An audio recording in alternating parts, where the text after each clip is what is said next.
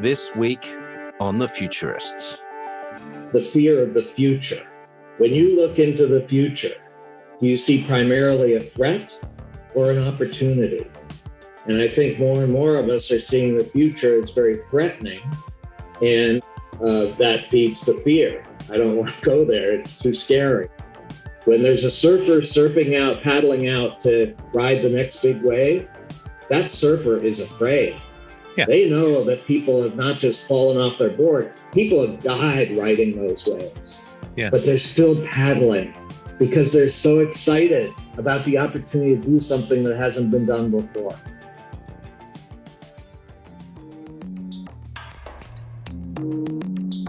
Hey, Brett. Great to see you again.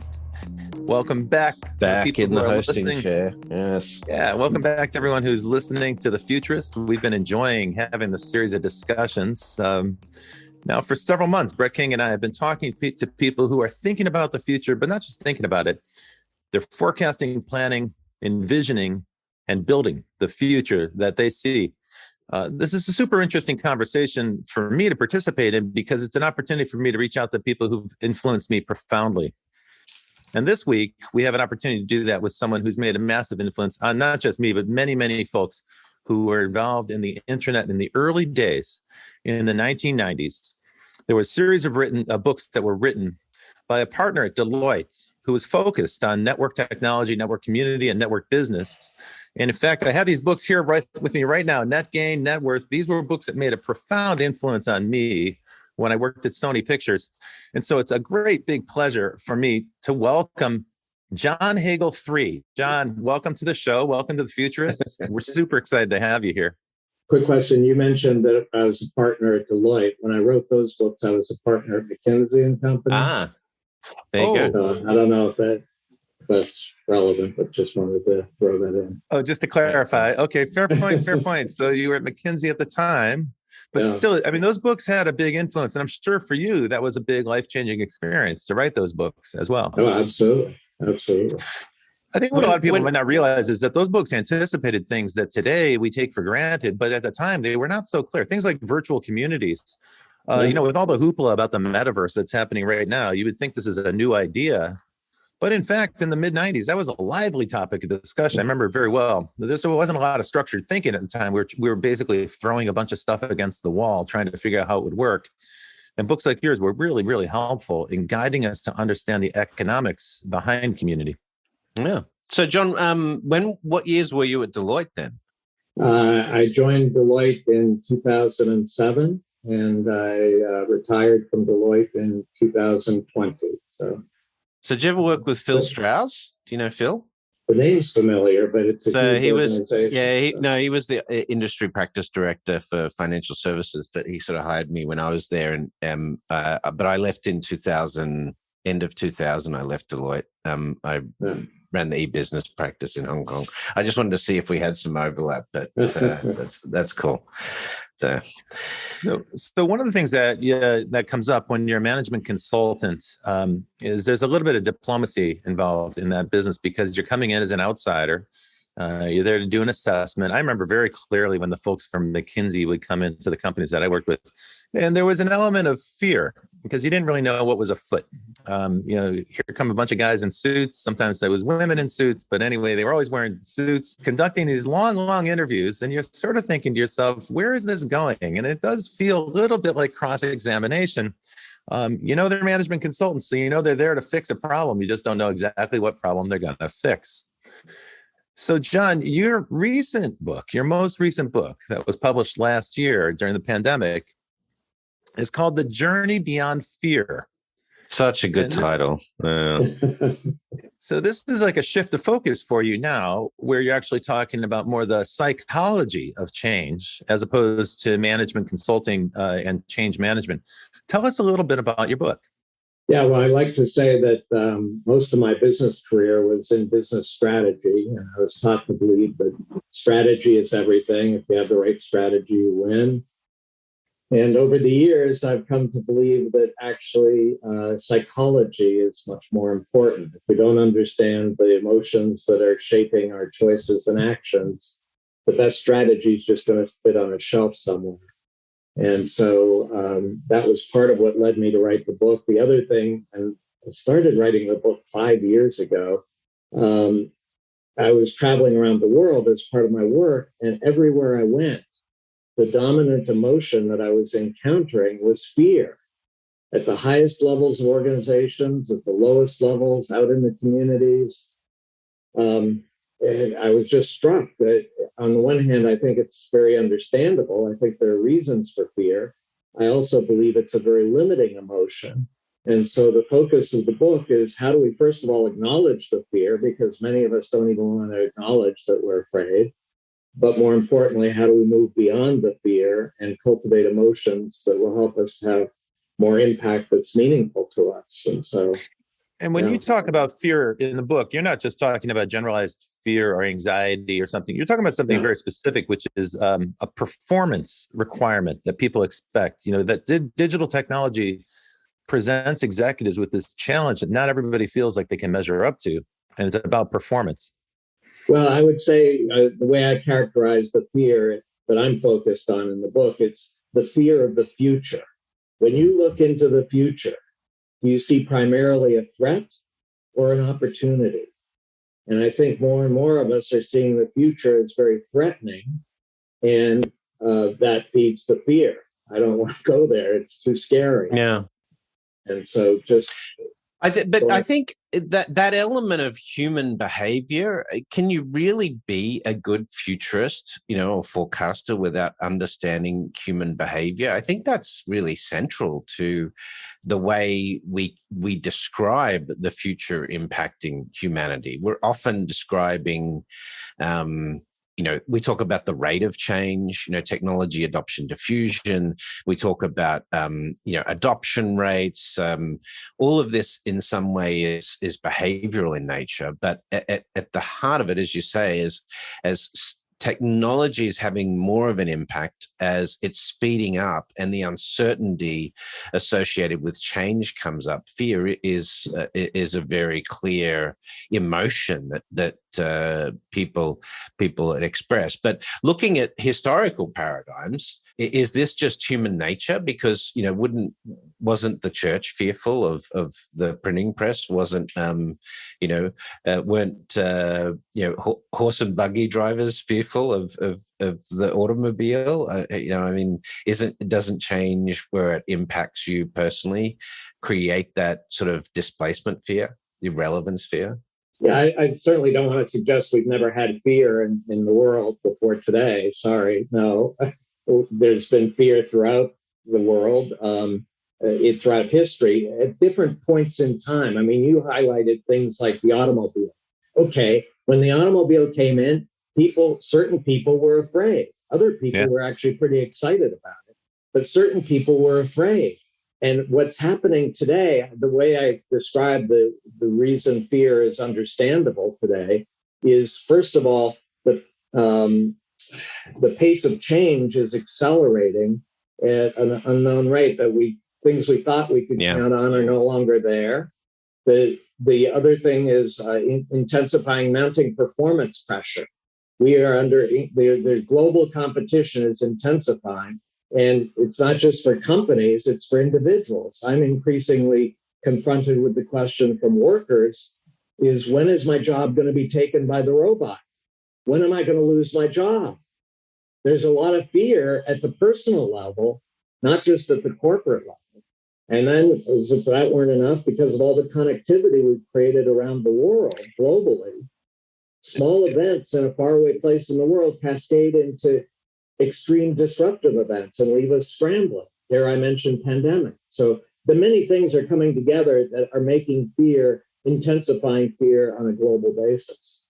And what's the impact on a company? So when an organization is confronted with the need to change, and the reaction is fear, it's fear at the group level, it's fear at the leadership level, and then individual workers also experience their own, anxiety about their careers. What's the impact on the company's ability to execute? It significantly hampers the ability. One piece of advice I have, I've worked with leaders of large organizations around the world. One piece of advice I have is never, ever underestimate the power of the immune system and the antibodies that are going to mobilize at the slightest indication of a desire to change to crush it. And these are not bad people. These are not people that have bad intentions. They want to do the right thing, but they're driven by fear. And the right thing is to hold on to what you have. Don't change. Yeah, that's I'll true. also say that I sit in risk management meetings of large companies, and the whole meeting is about, okay, what's the risk if we do this? What's the risk if we do that? What's the risk if we do that? Never once have I had a meeting where there's a discussion about what's the risk of not doing anything. What's the risk of just continuing to do what we're doing? A paralysis that sets in, we can say it's the fear triggers a paralysis in the organization and probably on the individual level as well.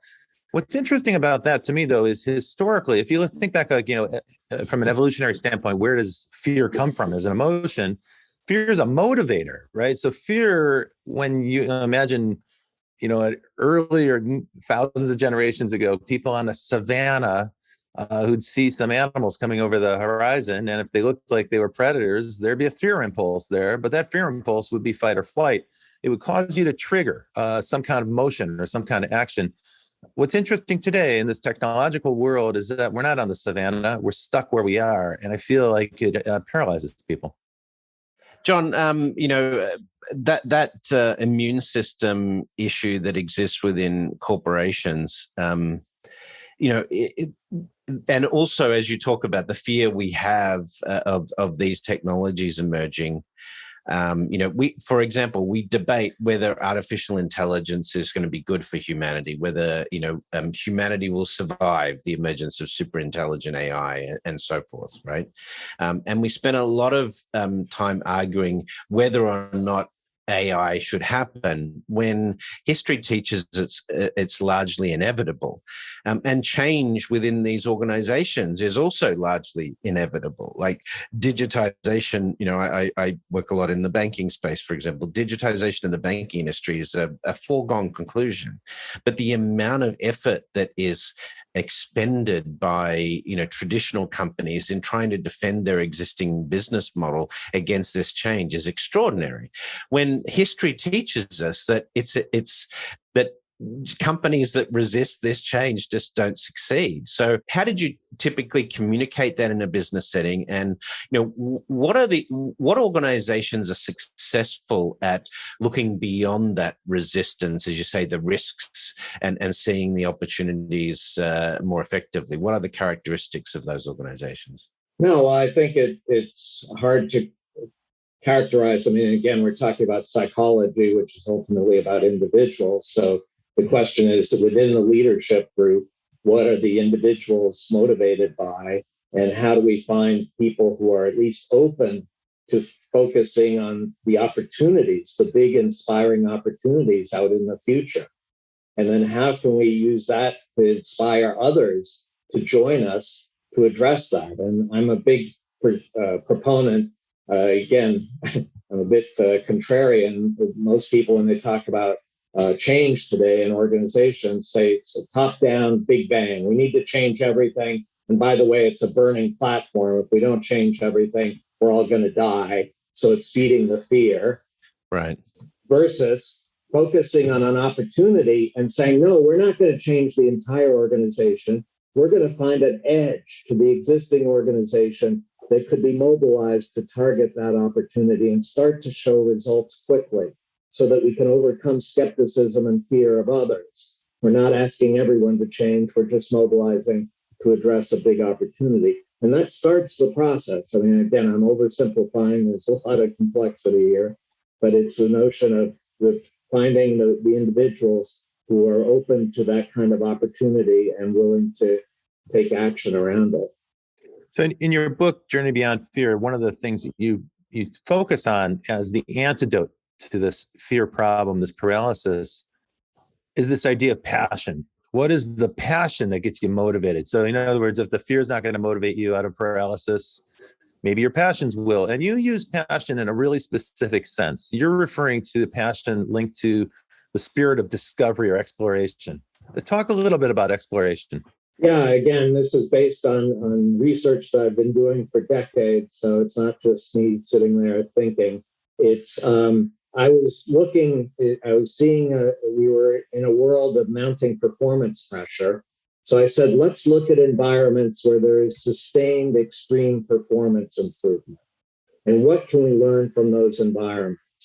And we looked at a broad diversity of environments, not just business environments, but things like extreme sports, online war games. Where could we see sustained extreme performance improvement? And the common element across all those environments, despite their diversity, was a very specific form of passion.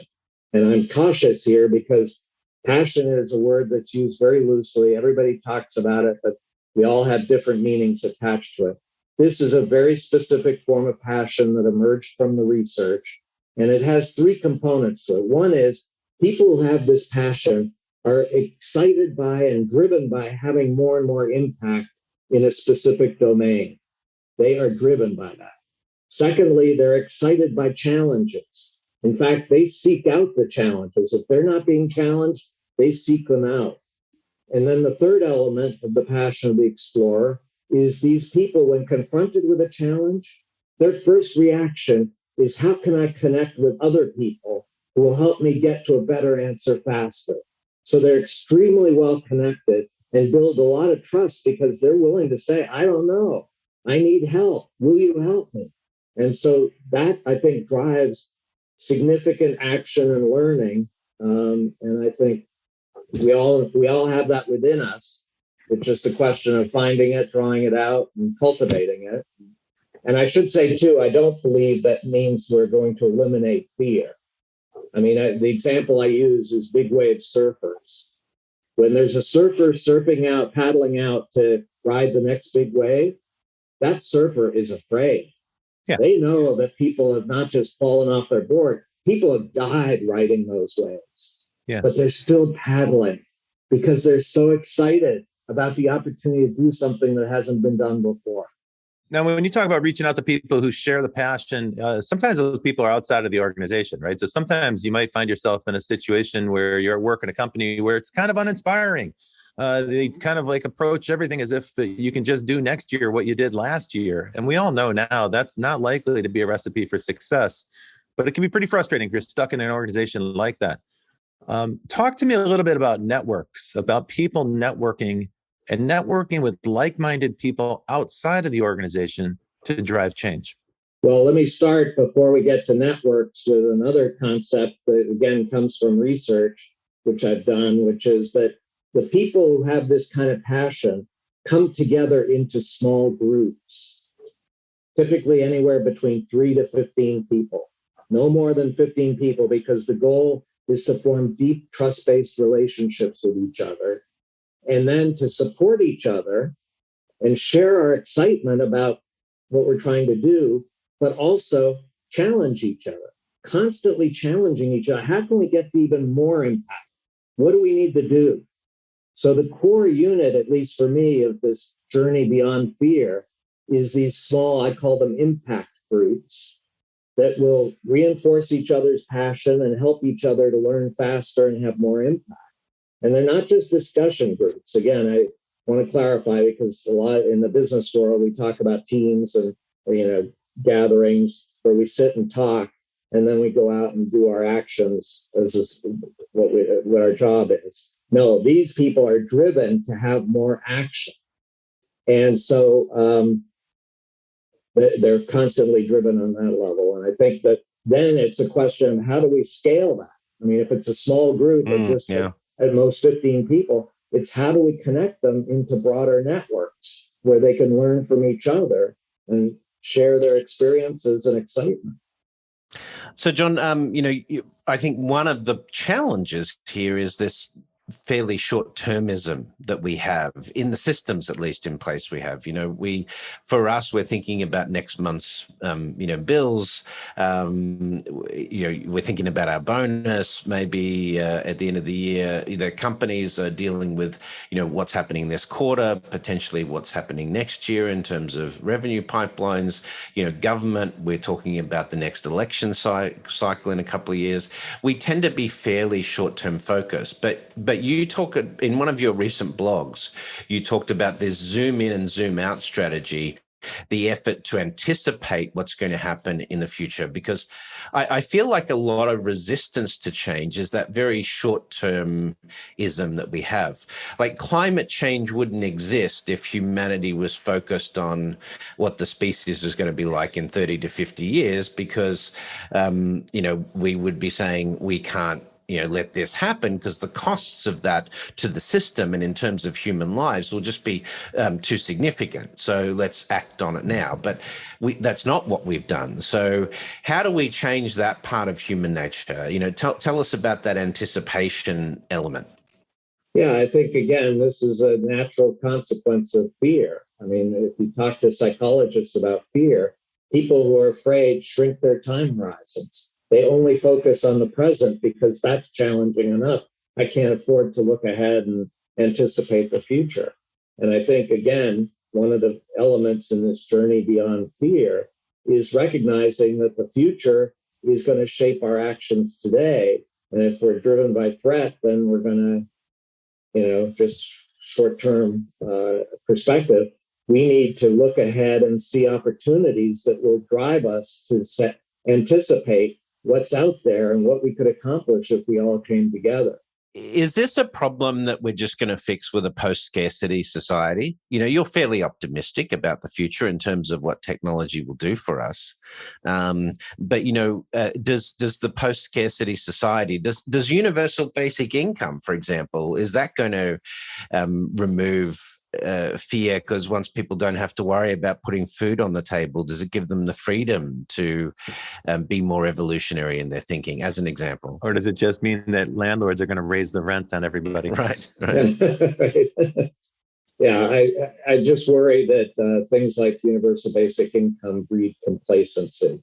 And my view is that the key is to create excitement and a sense of urgency about addressing opportunities in the future. The opportunities are endless. And every time we grab onto an opportunity, there's another one that's emerging in the future. And so I think it's cultivating those emotions where we're excited about the opportunities that are ahead of us and that we've got to come together to achieve them.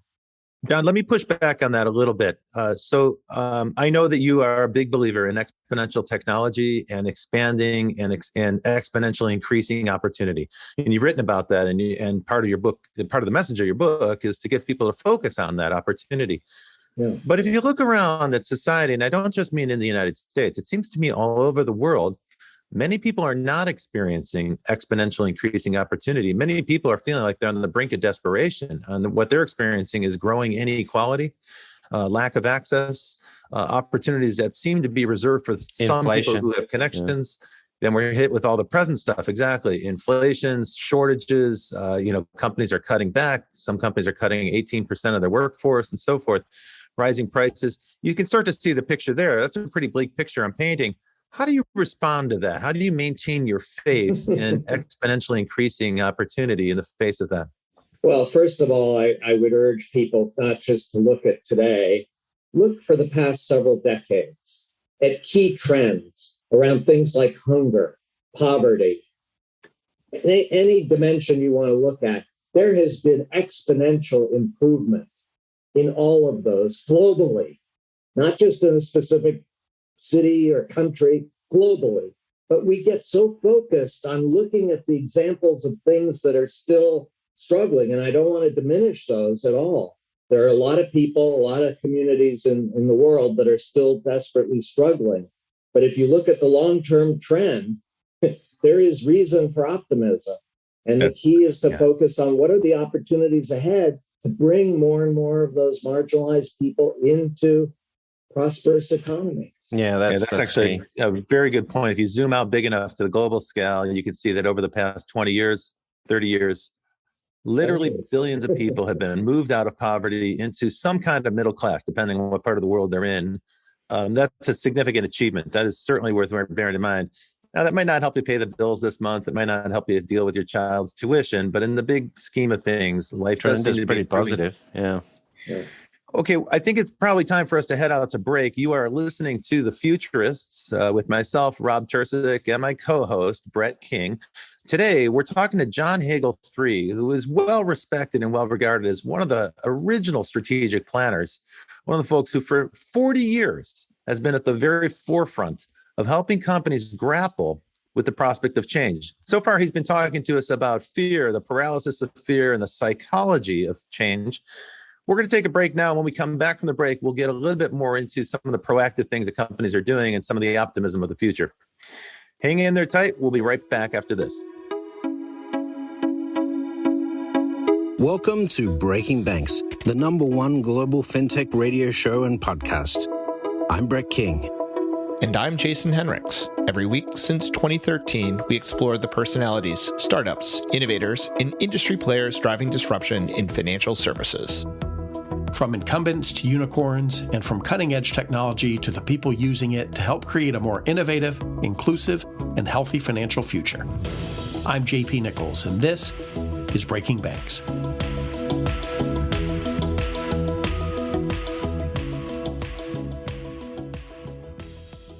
Hey, hi, you're listening to The Futurists again. I'm Rob Tercek, your host, along with my co-host, Brett King. And today we're talking to John Hagel. And John's been a respected figure in the landscape of change for decades. First at McKinsey and then later at Deloitte, where he was a partner. He's the author of a number of books, most recently the author of The Journey Beyond Fear. We talked a lot about that. Now in the second half, we're going to focus on things that are a little bit more optimistic. And John, I want to talk to you a little bit about action, taking action. As a management consultant, you've had many, many years where you've been in the process of evaluating organizations and giving them action plans and recommendations and so forth. But as we all know, one of the curses of being a consultant is that you deliver that big report at the end of the project and it gets put on a shelf where it collects dust. How do you get people to take action? Wow. Well, first of all, I'll emphasize the reason I focus on action is that I believe in a rapidly changing world, we need to learn at a faster and faster rate, and learning in the form of creating new knowledge, not just sharing existing knowledge. And the only way we can really create new knowledge is through action. If we just sit there with ideas until and unless we act on them and see what results are achieved and learn from those results, we're never going to learn as rapidly as we need to. So that's my focus. And to your question about how to get focus on that, that's one of the reasons I'm a strong proponent of, as was mentioned earlier, an approach to strategy that I call zoom out, zoom in, which at one level encourages leadership to look ahead several decades, not just 5 years, but 10 to 20 years. And then to focus on what action can we take in the next 6 months, not a 20-year plan, but what action in the next 6 months, and only 2 or 3 initiatives, not 20. What are the 2 or 3 that would have the greatest impact in accelerating our movement? Moving the needle. Yeah, and helping us to learn both about the opportunity and about what actions are going to be required to address that opportunity. So to me, that's the drive for action here. And you've got advice on this topic that goes beyond business managers and executives, leaders, executive leaders, and so on. You actually have advice for pundits and authors as well. One of the things I noticed on your blog, and John's got an excellent blog. If you haven't looked at it, we recommend you check it out. One of the things you mentioned on johnhagel.com/blog. Yes. Is, you wrote a blog post called Return on Attention. I thought this was really quite interesting because, as everyone knows, the adage is we're in an attention economy. The scarcest commodity is attention, et cetera, et cetera. And your point is that how people are gathering information is less and less from deep dives into things like books. Amusing, since all three of us are book writers. We're all authors of books. Like, sorry, that's not the preferred mode of delivery today. It's a 3-minute clip on TikTok. That's where most people are getting their information. So your point is that information is shrinking into bite-sized nuggets.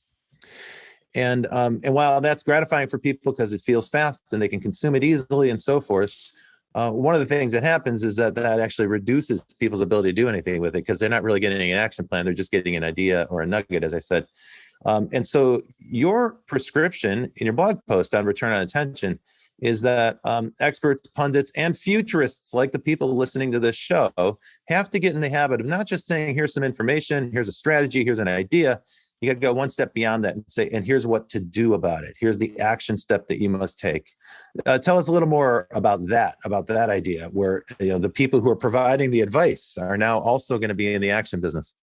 Yeah, well, again, it goes back to the broader theme of we're in a world of mounting performance pressure for all of us, and that all of us have an increasing need to have more impact in whatever area is meaningful to us. And that requires action. It's not just reading or seeing a TikTok thing about a really inspiring idea. It's what action should I take? Will I take? What results am I looking for? Again, it's not just action, it's the impact. Ultimately, that's the key question, is what impact can you achieve? What action do you need to take to get to that impact? And then learning as you go in terms of, did I achieve the impact I thought I was going to achieve? If not, how can I modify my action, evolve my action? So to me, that's a key driver to the value that people increasingly are going to see from ideas. If they cannot act on it and get impact from it.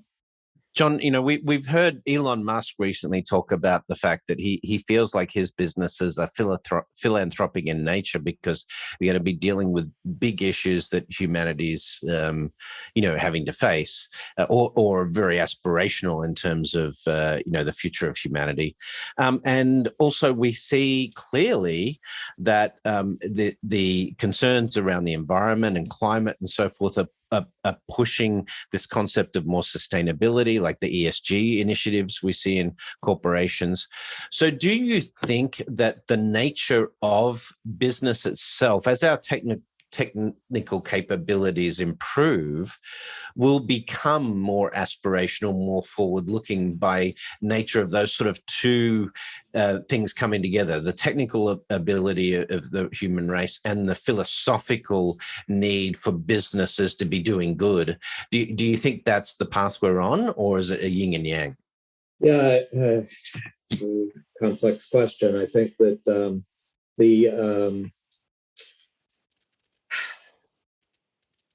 businesses today are locked into a very traditional way of operating, which is what I call scalable efficiency. The whole focus for success is doing things faster and cheaper. That's it.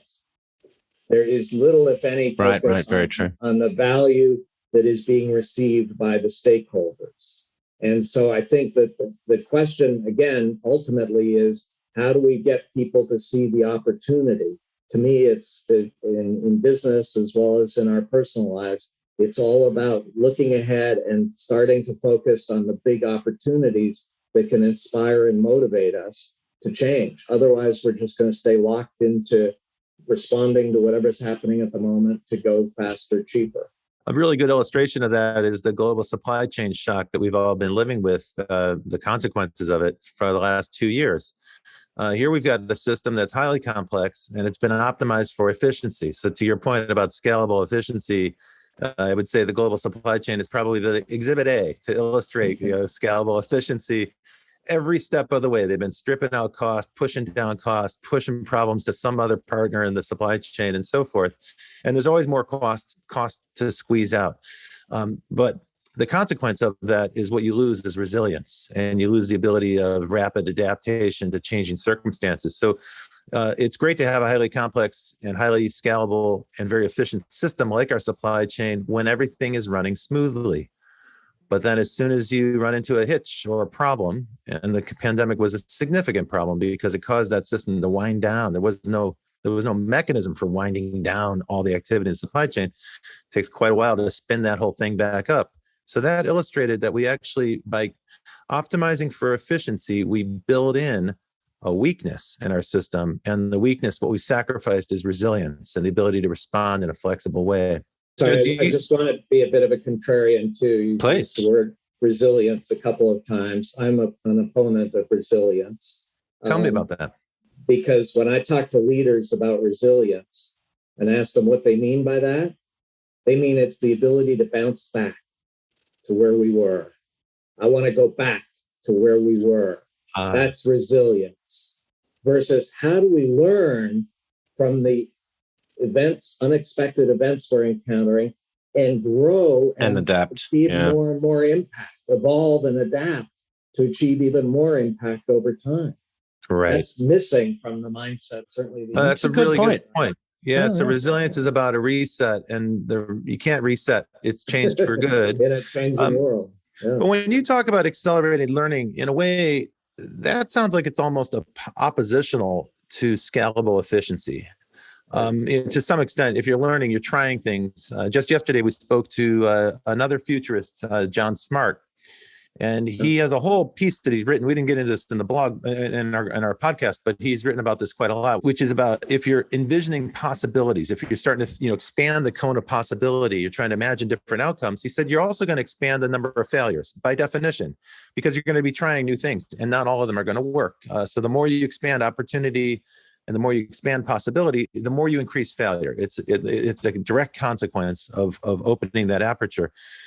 Now, when we were talking about fear, I don't really want to go back to fear as a topic here, but it seems to me that one thing people are fearful of more than anything in business is fear of failure. Nothing paralyzes an executive like fear of failure. And so when you bring a new plan or bring a new idea, or you want to launch a new product, everybody's trying to de-risk that proposition and ensure they've got a safe thing that they guarantee is going to work. But there is no guarantee. You might fail. Failure is part of the creative process. So tell me about accelerated learning as a kind of oppositional force to this emphasis on scalable efficiency. And then where does fear of failure fit into that? Yeah, I draw the contrast between scalable efficiency and scalable learning. And to me, the paradox is scalable efficiency is actually becoming less and less efficient because we're in a rapidly changing world. And the way to achieve scalable efficiency was to tightly specify every task and ensure that it's done in the same way every time. That's less and less efficient. Scalable learning is the notion that the world is rapidly changing. Everyone in the organization is being confronted with unexpected situations, not just in the research labs, not just in the innovation centers, but everywhere. And that we need to create an environment and an organization that will help these people to learn faster through action together. So how do we create that environment? And I'll just quickly give you one example that I think is interesting is a company created experimentation platforms for everyone in their organization. Again, not just the research labs, but customer call center operators, maintenance people. They created experimentation platforms and invited them to come in and try out new approaches. But they could do it in a more risk-controlled way. This was not threatening to bring down the company. The risk was going to be managed on the platform.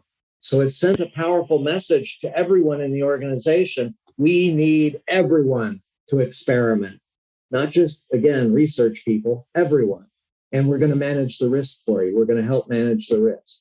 When I was doing game development, we used to have to build in a failure cycle for the same reason. We said, gee, if you don't plan on a failure cycle, you're going to run into the failure cycle. You're just not going to have a plan for it. It's going to occur because by definition, you're building something no one's ever done before. And a game, you really only find out if it's any good when people start playing it. So you need sort of a working version of it. You try to get to the first playable version as soon as you can. And then you find out what the problems are, and hopefully you've baked in enough time in your production schedule so that you can correct those problems before you have to push out to the release. Now, I think a lot of companies fail to do that. They don't want to think about failure, and so they just eliminate that from the calendar. But it's a big mistake if you're launching something new, because there will be a failure cycle. It's just the question is whether or not you're prepared for it and whether you've banked enough time for it. Now, John, when people are listening to what you have to say, I think I want to be really clear here for the takeaway for the audience that are listening to this, because some folks might say, okay, he's talking about learning. He's talking about training employees. That's a job for our HR department. So we can just say to the HR department, well, we were just listening to an interesting podcast with John Hagel, and he's a really smart guy. And he says, all we need to do to solve this problem is to increase the amount of employee training. So let's just put together one more training program and let our HR department do that. It's systems adaptation though, right? It's systemic learning, it's organizational learning, it's economy level learning. It's broader than that, right, John? Let me just clarify. I'm not talking about training programs, because that learning is the form of sharing existing knowledge. You're listening to somebody who already has the knowledge and you're trying to acquire the knowledge. You're sharing existing knowledge. In a rapidly changing world, existing knowledge is becoming obsolete at an accelerating rate. Less and less valuable. Yeah. So if all you focus on is that, you're going to be diminishing your performance. The key is learning in the form of creating new knowledge through action together. That does not occur in a training room or a classroom. That occurs in the workspace with other workers who are confronting unexpected situations and learning on how to act to get more impact. And hopefully excited about that opportunity. That's the key, again, to cultivating this passion. Yeah. I'm a bit of a SpaceX fan, right? And Elon's approach there in terms of the way they think about production, it sort of seems to me like the perfect example of what John's talking about as an organization that is prepared to do a ton of experimentation. The core mission in terms of what they're trying to accomplish hasn't necessarily changed, but how they're going to get there has changed fairly significantly over the last 20 years that SpaceX has been around. But their ability to absorb or as experiment and learn as organization seems and fail spectacularly. Right. Don't forget, like they failed 3 times in a row with the big rocket launch, and the most public and humiliating way possible. And Elon walked out of the control room, talked to employees, and said, "Hey, for my part, I'm not done, and I will not stop." He kind of challenged them to stick with it, and they got it right on the next one. It's a really inspiring story. You're absolutely right. Now, John, let's talk a little bit about the changing nature of the firm, because when you talk about knowledge and employees sharing knowledge, I take your point. I understand this isn't like we're looking for the HR department to run a training program. That question was a little bit of a softball for you, but I got the answer I was looking for. But I want to build on that. I want to expand it out a little bit. So, back in the 90s when we first met, at the time, companies were trying to unlock knowledge that was inside of employees' heads. And the way to do that was with an intranet or some sort of knowledge network. So we were trying to solicit employees to post your knowledge and share your knowledge, because in different departments, there's lots of different pockets of knowledge. We'll all be better off if we have that pooled somewhere. That's what a knowledge network was supposed to be. But it was all inside the company. Okay, now fast forward to today. It's 30 years later. And today, you have an enormous number of systems outside of companies. I'm thinking about like GitHub as a repository for open source projects, or the rise of DAOs, these decentralized autonomous organizations. Cloud-based servers, new ways to organize communities and incentivize communities to share. But these communities aren't necessarily under anyone's control. They're not part of the company. They're not employees on the payroll. So talk to me a little bit about that, John. Like when you work with companies today, do you orient them inward, or do you encourage them to build networks outside of the company? No, one of my most favorite quotes, and I'm going to blank on the name of the guy. He was a Silicon Valley entrepreneur, but he made the observation one day. He said, no matter how many smart people you have within your organization, just remember one thing. There are a lot more smart people outside your organization. And so if you're really focused on scalable learning and just focused on helping the people within your organization to learn faster, you're never going to learn as rapidly as those that systematically reach out and build relationships. And by the way, they have to be deep trust-based relationships, because otherwise the third parties are not going to take risks and have the risk of failure. So it's got to be long-term, deep, trust-based relationships with a growing number of third parties, and inspiring them with really inspiring opportunities and questions so that they can focus the learning on things that really are going to matter. And so I think that's the missing element here.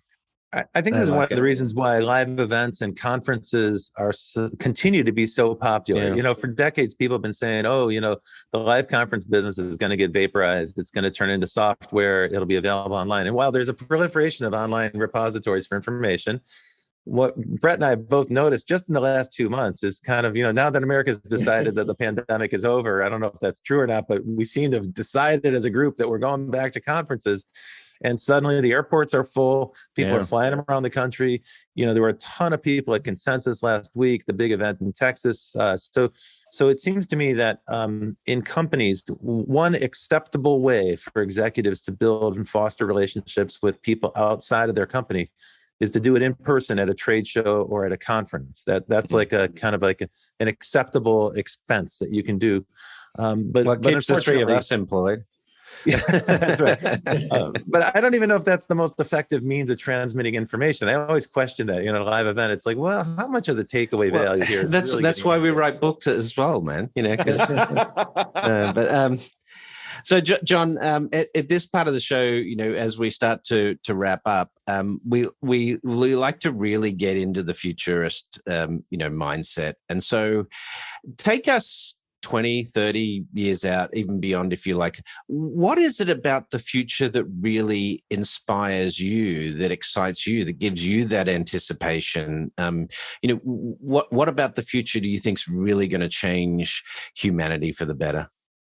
Wow. There are a lot of things that make me optimistic. I'll just focus on two. One was briefly mentioned, which was this notion of exponentially expanding opportunity. We can create far more value with far less resource, far more quickly than would have been imaginable a decade or two ago. Huge opportunity to have much greater impact. And more specific on technology, one of my key passions is the notion of longevity and the ability of technology to help all of us not only live longer, but be far more healthy in our lives. And to the point where I believe we will be able to basically become immortal. The body will change, we'll have new organs installed, but man, we're just going to keep on going because the technology is be there. So, assuming that we get the ability to extend human life materially, so, obviously you've talked about this, as have we all at some point. Ray Kurzweil talks a lot about it and so forth. There's Aubrey de Grey working on this and various people. Here's another one we're going to have on too, by the way, Rob. How do you think longevity is going to change human nature in respect to the future? Because when you can live to 150 years old, as an example, the concept that you have to be out of school by age 20 something, with your graduate qualification, well, you could keep learning until you're 50 if you're going to live to 150. So how's longevity going to change the nature of human society, do you think? I think it changes everything. I mean, first of all, you mentioned schools. I believe schools are going to go away. The whole notion that we're going to go for a period of time, get certification that we acquired knowledge that is now obsolete. Okay, good deal. And I think, again, the notion is that as we live longer, as we see the opportunity to live longer, we're going to be more motivated to look into the future and be driven to achieve more impact because we are going to live longer. It's not just that we're going to be gone and somebody else's opportunity. That makes sense. No, it's our opportunity. We're going to have to live with our decisions a lot longer. Yeah. That's an interesting point. Yeah. Who do you follow to learn about the future, and who do you respect as futurists or forecasters, that have inspired you? Wow. There are so many in different contexts and environments, but you mentioned Ray Kurzweil. He's certainly been an inspiration for me, and Peter Diamandis is another one. Are you a sci-fi guy? Yes. An interesting observation there is I was sci-fi when I was a child. And at that time, and when I was a child, sci-fi was all about utopian futures, incredible futures. Yeah. What are we doing now with sci-fi? It's all about dystopian futures. How terrible the world's going to be ahead. Yeah. Okay. good way to feed the force. We definitely need to get back to those utopian viewpoints. Someone was making a point about this. I've mentioned it before on the show, but that part of this may be that stories have been more written towards movies and TV more recently, and that our technical ability was fairly limited in creating these very utopian futures. So we tended to, it's easy to show blown up buildings and a radiated world, from a TV production perspective. But now that's those technical abilities are changing. You do have these amazing series like we've seen Foundation. Based on Isaac Asimov's writing. They're in production for Snow Crash, I understand, which could be called dystopian future, right? In some ways, right? And then you've got the likes of what is it, Altered Carbon and things like that. They wouldn't have been, or even the way the Dune movie was remade. The technical abilities of us to create those stories is definitely improving. But I think it's also generational. I mean, remember, our narratives, the stories we tell are always kind of a reflection of our own psychological process and where we're at. And look, the baby boom generation is great at demolishing institutions. Seems to be what we're here to do. We're not that great at building new institutions. And I'll say it even further. It's easy to be a disruptor. Disrupting is not hard. It's not hard to throw a brick through a plate glass window. It's very hard to build a plate glass window, to manufacture a flat sheet of glass. That takes a great deal of skill and some foresight and some thought. Our generation hasn't really demonstrated a great ability to build institutions. So it's no surprise to me that the stories we tell ourselves are about busted futures. Maybe it's the job for another generation to come in and clean up the mess that we're leaving behind. What a bleak note. John, I don't want to end on that bleak note, but I do want everyone to understand that John Hagel has been a leader at the very forefront of organizational development and thinking about the future. He's been doing this for 40 years. Now he's focused on the psychology of change with his new book, The Journey Beyond Fear. But he's written a number of other books, including some that I'm very proud to have on my shelf, Net Gain, Net Worth, and a number of others. You can find his work on the web at johnhagel.com. He's got a great blog there where he posts very lively, thoughtful, and easy to read pieces. They'll he'll give you good insight to what he's thinking. You can also find him on Twitter at jhagel. You can find him on LinkedIn. And there's a huge archive of his writing at edgeperspectives.typepad.com. That's from the Institute of the Edge, where John spent a number of years as a partner at Deloitte. John, thank you so very much for joining us and sharing your insight. This has been a great pleasure for me and Brett. Fantastic. And, Brett, I'm going to toss it over to you to wrap us up for the day. No, thanks, John. We really appreciate you coming along and joining the Futurists. That's it for another week of the Futurists podcast. This episode was produced by our US-based production team, including producer Elizabeth Severance, audio engineer Kevin Hersham, and with support from our social media team from Carlo Navarro and Sylvie Johnson. If you liked this episode of the Futurists, make sure to tweet it out, post it on your favorite social media network, or leave us a 5-star review on iTunes, Google Podcasts, Facebook, wherever it is you listen to the show. Those actions, of course, help other people find our podcast in terms that helps us build an audience that can be supported by sponsorship so we can continue to do what we love to do every week, which is getting behind the microphone talking about the future. But that's it for this week, and Rob and I will see you in the future. Well, that's it for the Futurists this week. If you like the show, we sure hope you did. Please subscribe and share it with the people in your community. And don't forget to leave us a 5-star review. That really helps other people find the show. And you can ping us anytime on Instagram and Twitter at Futurist Podcast for the folks that you'd like to see on the show or the questions that you'd like us to ask. Thanks for joining. And as always, we'll see you in the future.